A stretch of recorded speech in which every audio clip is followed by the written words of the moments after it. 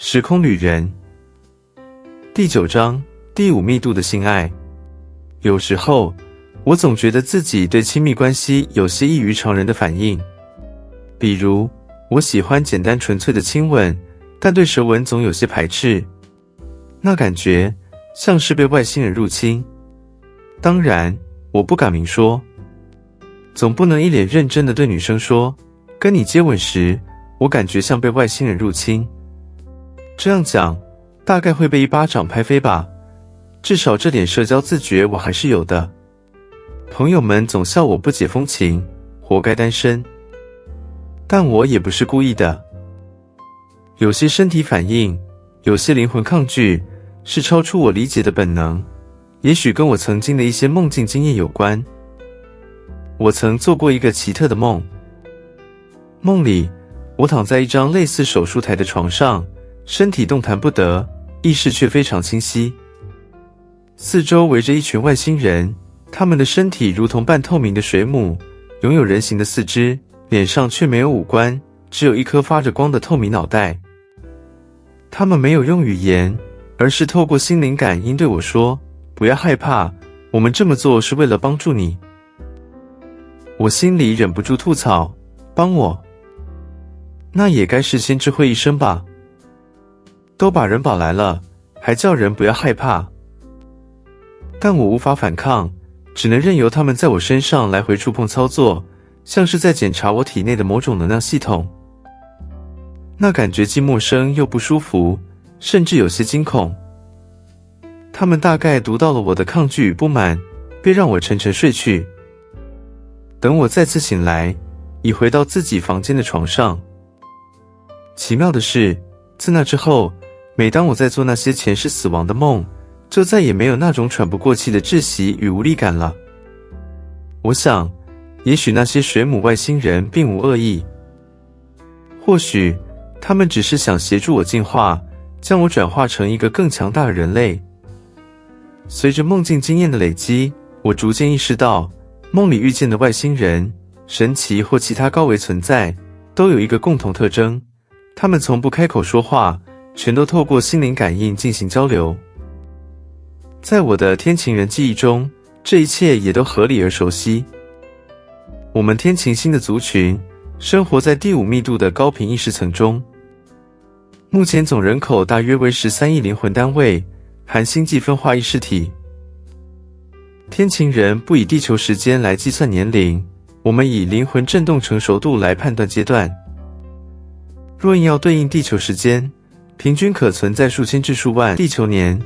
有些高阶灵魂在光态中已存在超过50万年，不以年龄老去，而是视灵魂进程与任务而转生或融合重构。在那里，每个人的意念彼此相通，任何偏离和谐的念头都无法隐藏。整个社会本身以开放意识场为基础运作。若有人产生扭曲或低频情绪，整个社群都会立刻感知，并自然而然地给予支持与调整。无政府，无货币经济，一切基于共频共创。我们的工作即是灵魂使命的展现。有些灵魂致力于修复星系能量场，有些引导低维文明进化，有些则在多维宇宙中协助迷失灵魂回归。至于休闲，那是另一种更高层次的创造。我们会以意念构筑频率花园，进行星际声音编织、光的几何冥想，或进入共振梦境，彼此共享记忆的片段与意识的碎片。对我们而言，创作与静心是一体的，都是灵魂的游戏。在我们的存在状态中，性别并非生理构造的差异，而是能量极性的自然表现。有些灵魂偏向阳性能量，有些倾向阴性，也有些则处于平衡的中性状态。性别是一道光谱，而非对立的二元。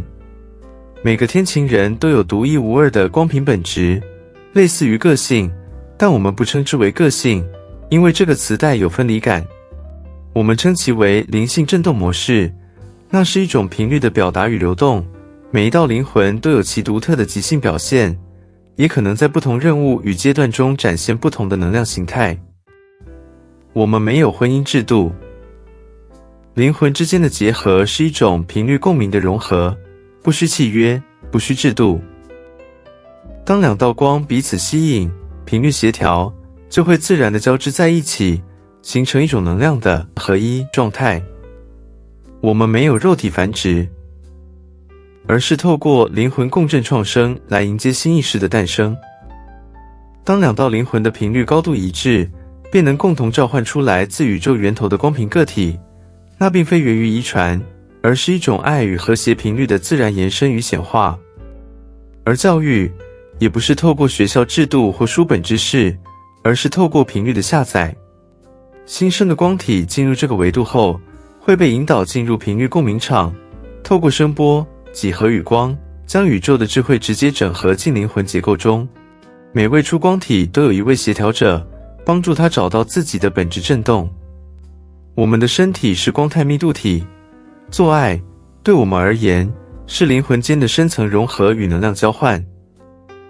地球人所说的喜欢，往往混杂着欲望、匮乏与投射，而在我们的世界里，喜欢是一种频率的欣赏，是一道光看见另一道光的美丽与纯粹。灵魂的合一需要3个条件：一、频率共振一致，双方灵魂的能量场必须稳定而纯净，在相同频率层级运作。2、意识彼此敞开，没有隐藏与恐惧，是全然的真诚与接纳。3、灵性意愿合一，非情绪冲动，而是源自神性间的邀请与回应。这样的合一是在能量层进行的共振，不借由肉体，而靠意识与灵魂的对频。当两个灵魂在高频爱的状态中融合，便会产生一种超越物质的能量交换。这种经验涵盖情感、记忆、意念与灵魂蓝图，是一场宇宙层次的神圣交合。从我们的视角来看，当地球上的性爱升华至灵魂层次时，也能成为一种神圣交合。